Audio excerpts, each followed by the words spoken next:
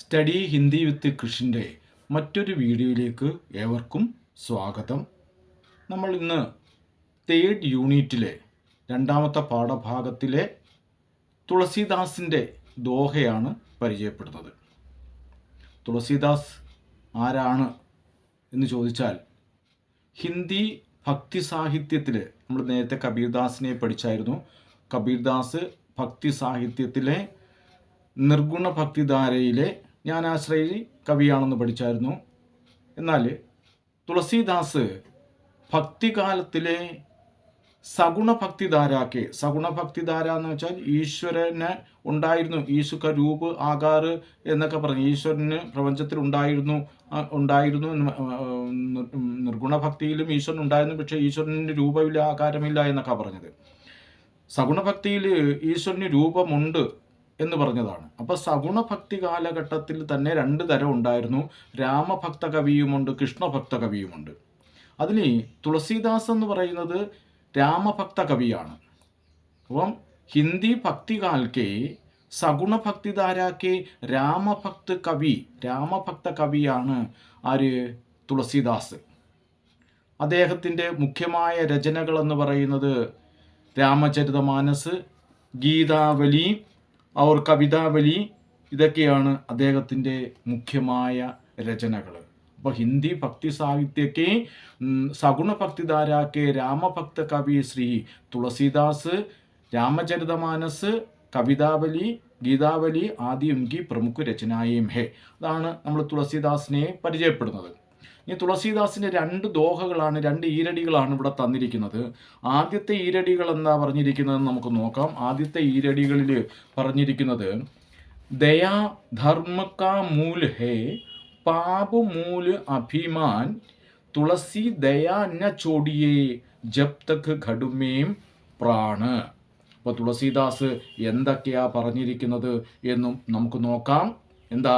ദയാ धर्म का मूल है. वह तुलसीदास कहता है कि धर्म का दया ധർമ്മ पर ആധാരിത ഹേ. ദയ എന്തിനെ അടിസ്ഥാനപ്പെടുത്തിയ? ധർമ്മത്തെ അടിസ്ഥാനപ്പെടുത്തിയാണ്. മതലബ് ഹേ, മതലബ് എന്ന് പറഞ്ഞാൽ ധർമ്മ കാ പാലൻ കർണേ കെ ലിയേ ദയാലു ഹോന ആവശ്യ ഹേ. ധർമ്മ കാ പാലൻ കർണേ കെ ലിയേ, ധർമ്മം പാലിക്കണമെങ്കിൽ हम किसको പ്രാപ്ത കർണ? ഹം ദയാലു ഹോനാ ഷാഹി എന്നാണ്. ധർമ്മം പാലിക്കണമെങ്കിൽ കർണയ്ക്കലിയെ ദയാലു ഹോന ആവശ്യഹേ എന്ന് പറഞ്ഞാൽ ദയാ എന്ന് പറയുന്നത് സിഖാന എന്ന് പറയുന്ന ധർമ്മ ഹമേം ദയാ സിഖാത്താഹേ എന്നാണ്. ധർമ്മ ഹമേം ദയാ സിഖാത്താഹേ എന്നാണ് അർത്ഥം എന്ന് പറയുന്നത്. യഹാംബർ ഈ വരികളിലൂടെ തുളസീദാസ് പറയുകയാണ്, ദയാക്കെ മഹത്വ കിത്തനാ ഹോത്താഹേ, ദയായുടെ മഹത്വം എത്രത്തോളം ഉണ്ട് എന്നാണ് ഈ വരികളിലൂടെ നമ്മുടെ തുളസീദാസ് ജി നമ്മളെ പറഞ്ഞു പഠിപ്പിക്കുന്നത്. അടുത്ത എന്താ പറഞ്ഞിരിക്കുന്നത്? പാപ് മൂല് അഭിമാൻ എന്ന് പറയുന്നത്. അപ്പം അഭിമാന് पाप का कारण है, हमारा पाप का कारण അഭിമാൻ होता है എന്ന് പറഞ്ഞ് इसका मतलब है कि ഇതിൻ്റെ പൊരുൾ ഇതാണ്, ജബ് कोई വ്യക്തി അഭിമാനി സേ ഹോ ജാത്താ ഹേ, നമ്മൾ ഏതെങ്കിലും ഒരു വ്യക്തി അഭിമാനി ആകുന്നുവെങ്കിൽ തോ വഹു പാപ് കർണേക്ക് ഓർ പ്രവൃത്തി ഹോത്താ ഹേ എന്നർത്ഥം. പാപ് കർണേക്ക് ലി വഹു തയ്യാർ ഹേ എന്നാണ് അർത്ഥം എന്ന് പറയുന്നത്. इसका मतलब അഭിമാൻ കി ജഡ് എന്ന് പറയുന്നത് ജഡുമേം അഭിമാനത്തിൻ്റെ അടിത്തട്ടിൽ അടിവേരിൽ എന്തുണ്ട്? പാപ് ഹേ എന്ന് ആണ് ആര് പറഞ്ഞത്? തുളസീദാസ് കഹത്തെ ഹേ, തുളസീദാസ് പറയുന്നത്. അപ്പം ഇൻ പങ്ക്തിയും കെ ദ്വാര, ഈ വരികളിലൂടെ, ഏത് വരികളിലൂടെ? ദയാ ധർമ്മ കാ മൂല് ഹേ, പാപ് മൂല് അഭിമാൻ. इसका मतलब है तुलसीदास ഹമേം ദയാലു കർണേ और ദയാലു കർണ, നമ്മൾ ദയാലു ആയിരിക്കണമെന്നും और हम अभिमान से दूर रहने की बात दूर करने वाला होना എന്നതിനെക്കുറിച്ചാണ് എന്ത് ചെയ്യുന്നത്? ആദ്യത്തെ ഒരു വരിയിൽ പറഞ്ഞിരിക്കുന്നത്. അടുത്ത വരിയിലേക്ക് നമുക്ക് നോക്കാം. എന്താ അടുത്ത വരിയിൽ പറഞ്ഞ? തുളസി ദയാന ചോടിയേ എപ്പോഴേ? ജബ് തക് ഘടുമേം പ്രാൺ ഹേ. തുളസീദാസ് कहते हैं कि जब तक हमारे शरीर में प्राण रहता है, हम अपने शरीर में जब तक प्राण को पालन करना है तब तक दया का त्याग नहीं करना चाहिए. നമ്മൾ എന്ത് ചെയ്യാൻ പാടില്ല? ദയ ഉപേക്ഷിക്കാൻ പാടില്ല ഏതാണ് പറഞ്ഞത്. അപ്പം വ്യാഖ്യാനത്തിലേക്ക് നമുക്ക് പോകാം. तुलसीदास जी हमें दयालु रहने और अभिमान से दूर रहने की सलाह देता है. ഉപദേശമാണ് കൊടുക്കുന്നത്. എന്തിന്? തുളസി ദയാലു രഹിന, എപ്പോഴും എന്തായിരിക്കുക? ദയാലു ആയിരിക്കുക. അവർ അഭിമാനസെ ദൂർ രഹിന, അഭിമാനത്തിൽ നമ്മൾ മാറി നിൽക്കണമെന്നാണ്. സലാഹ് ദേത്താഹേ, ദയ ഏക് ഐസാ ഗുണ. ദയ എന്ന് പറയുന്നത് എന്താണ്?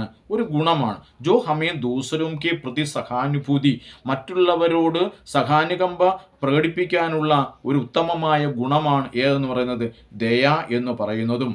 അവർ ഉൻകി മദത് കർണേക്കെ ലിയെ പ്രേരിത് കർത്താ ഹേ, അത് ചെയ്യുവാനായിട്ട് നമ്മളെ മദത് കർണ, നമ്മൾ സഹായിക്കുന്ന ഒരു ഗുണമാണ് ഏതെന്ന് പറയുന്നത്? ദയ എന്ന് പറയുന്നത്. അഭിമാനേക്ക് ഐസാ ദോഷകെ, അഭിമാൻ എന്ന് പറയുന്നത് ഒരു ദോഷമാണ്. ജോ ഹമേം സ്വാർത്ഥി അഹങ്കാരി ബനാദാഹേ, നമ്മളെ സ്വാർത്ഥരും അഹങ്കാരിയുമാക്കി തീർക്കുന്ന ഒരു ദോഷമാണ് ഏതെന്ന് പറയുന്നത്? നമ്മുടെ അഭിമാൻ എന്ന് പറയുന്നത്. ഇനി നമ്മൾ ആ പാഠവും ആ ദോഹയുമായി ബന്ധപ്പെട്ട് 2 ക്വസ്റ്റ്യൻ ആൻസർ അവിടെ ക്വസ്റ്റ്യൻ തന്നിട്ടുണ്ട്. ആ ക്വസ്റ്റ്യനിലേക്കൊന്ന് പോകാം. എന്താണ്? ദയാധർമ്മ മൂല് ഹേ, ദയാധർമ്മത്തിൻ്റെ അടിസ്ഥാനമാണ്.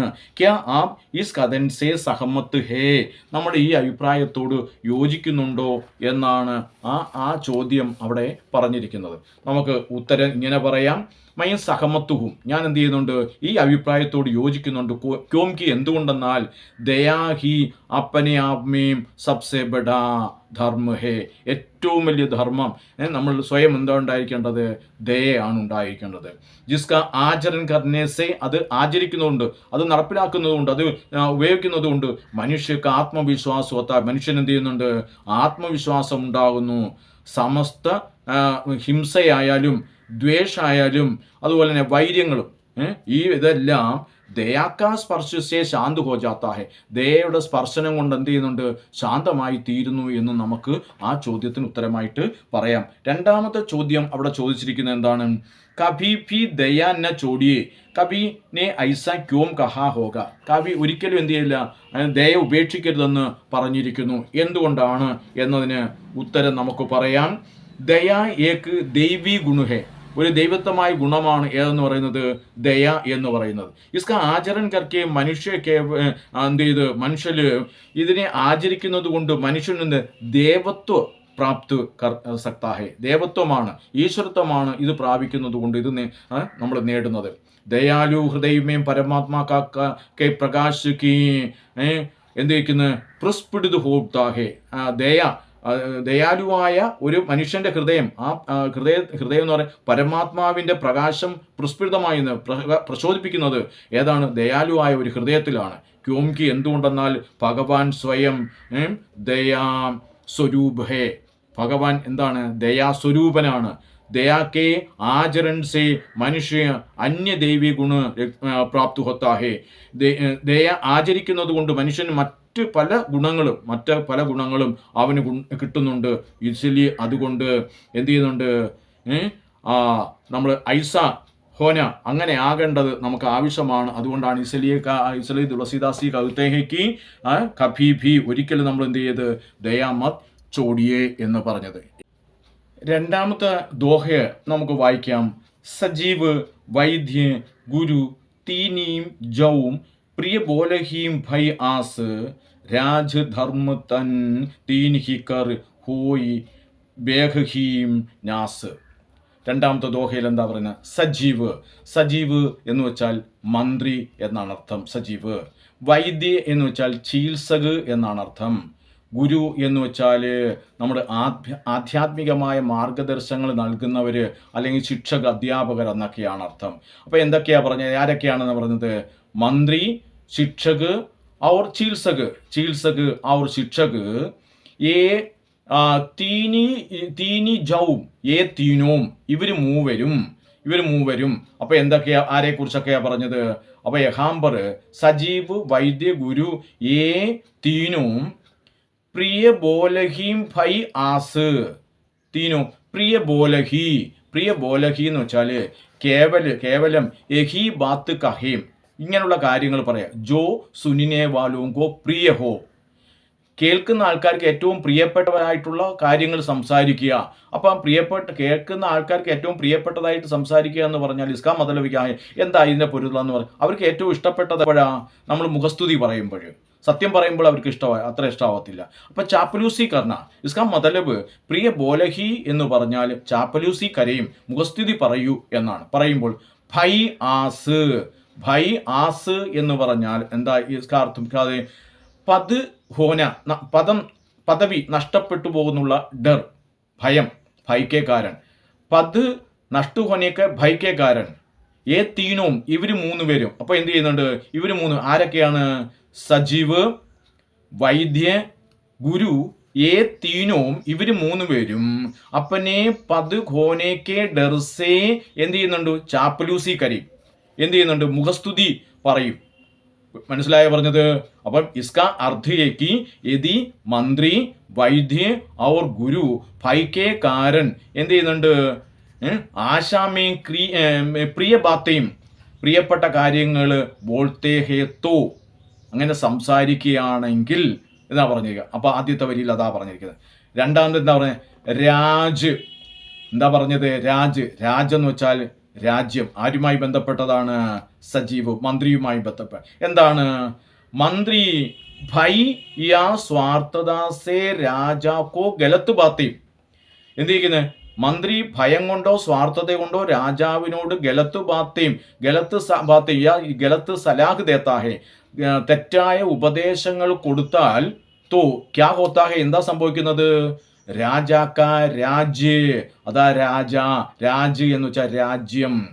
രാജാക്ക രാജ്യ ശീക്രിഹി നാശ് ഹോത്താഹേ പെട്ടെന്ന് തന്നെ എന്ത് ചെയ്യുന്ന നശിച്ചു പോകുന്നു? രാജാവിൻ്റെ രാജ്യം തന്നെ നശിച്ചു പോകുന്നു. അപ്പം സജീവ് മുഖസ്തുതി പറഞ്ഞാൽ, ചാപ്പലൂസി നടത്തിയാൽ രാജ്യം നഷ്ടപ്പെട്ടു പോകുമെന്ന് പറഞ്ഞു. അടുത്തായിട്ട് ധർമ്മ ആരുമായി ബന്ധപ്പെട്ടതാണ്? നമ്മുടെ ഗുരുവുമായി ബന്ധപ്പെട്ടതാണ്. ഗുരു ഭൈക്കേ കാരൻ അല്ലെങ്കിൽ ലാഭക്കേ കാരന് പ്രിയവചൻ ബോൾത്തേ ഹേ പ്രിയപ്പെട്ടായിട്ടുള്ള കാര്യങ്ങൾ സംസാരിച്ചാൽ ഔർ സഹി മാർഗദർശക് നഹിം കർത്തേ ബച്ചോങ്കോ കുട്ടികൾക്ക് അല്ലെങ്കിൽ ആധ്യാത്മിക വിഷയങ്ങളിൽ കേൾക്കുന്ന ആൾക്കാർക്ക് സഹി മാർഗദർശക് നഹിം മിൽത്തേ അവർക്ക് എന്ത് കിട്ടുന്നില്ല. അപ്പോൾ എന്ത് ചെയ്യുന്നുണ്ട്? ആ ശിക്ഷകന്റെ ധർമ്മം തോ ശിക്ഷക ധർമ്മ എന്ത് ചെയ്യുന്നത്? ആ ശിക്ഷകന്റെ വിദ്യാഭ്യാസത്തിന്റെ ആ മേഖലയുടെ ധർമ്മം എന്ത് ചെയ്തിരിക്കുന്നു? നഷ്ടു ഹോ ജാത്താഹേ നഷ്ടപ്പെട്ടു. ധർമ്മം എന്ന് പറയുമ്പോൾ ജ്ഞാനമാകാം, സദാചാരം, നല്ല പെരുമാറ്റങ്ങൾ, ഇതെല്ലാം ധർമ്മത്തിന്റെ മേൽ. അപ്പം എന്ത് ഗുരു ഭൈക്കേ കാരൻ ലോഭക്കേ കാരൻ ലാഭക്കേ കാരന് പ്രിയവാചൻ ബോൾത്തേ ഹേ പ്രിയപ്പെട്ടായി സംസാരിച്ചാൽ ഔർ സഹി മാർഗദർശി നഹീം കർത്തേ നല്ല ശരിയായ മാർഗദർശനം നടത്തുന്നില്ല എങ്കിൽ തോ ശിക്ഷക്കാ ധർമ്മ ആ ധർമ്മ എന്ന് പറഞ്ഞാൽ ക്യാ മതലബ് ഹേ ഞാൻ അറിവാകാം യാ ഭ്രഷ്ടാചാരമല്ല സദാചാരം. ഭ്രഷ്ടാചാരം എന്ന് വെച്ചാൽ അഴിമതിയാണ്. സദാചാരങ്ങൾ നഷ്ടപ്പെട്ടു പോകുന്നുണ്ട്.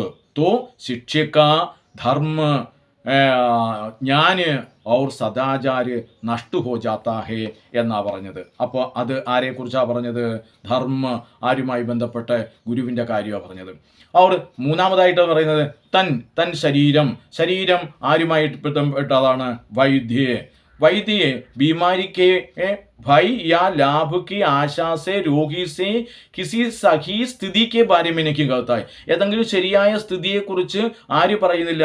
വൈദ്യൻ ബീമാരികളോട് പറയുന്നില്ല, രോഗികളോട് പറയുന്നില്ല എങ്കിൽ അല്ലെങ്കിൽ ഉനോംനെ മീഠി ബാത്തേം കർത്താഹേ മധുരമുള്ള കൊള്ളാവുന്ന വാക്ക് രോഗി ചെല്ലുന്ന സമയത്ത് രോഗിയോട് മധുരമാകുന്ന കാര്യങ്ങൾ മാത്രം സംസാരിച്ചാൽ തോ രോഗിക്ക ശരീർ നഷ്ടു ഹോ ജാത്താ ഹേ രോഗിയുടെ ശരീരം എന്ത് ചെയ്യുന്നുണ്ട്? നഷ്ടപ്പെട്ടു. അപ്പോൾ ഇസ്കാ മതലബിക്കാഹെ ഇത് പറഞ്ഞാൽ എന്താണ്? സജീവ് ചാപ്പലൂസി കർണേസെ രാജ്യ നഷ്ടു ഹോ ജാത്താ ഹേ, വൈദ്യ ചാപ്പലൂസി കർണേസെ തൻ നഷ്ടു ഹോ ജാത്താ ഹേ, और गुरु चापलूसी करने से क्या हो जाता है? अपना धर्म नष्ट हो जाता है. അപ്പം എന്നിട്ട് എന്താ പറഞ്ഞത്? ഹോയി ബേഹി തീനിക്കർ തീനോ തീനോ എന്തേ ഹോയി ബേഹീം നാസ് ഹോയി ഹോയി എന്ന് വെച്ചാൽ ഹൊത്താഹേ ബേഹീം എന്ന് വെച്ചാൽ എന്താണ്?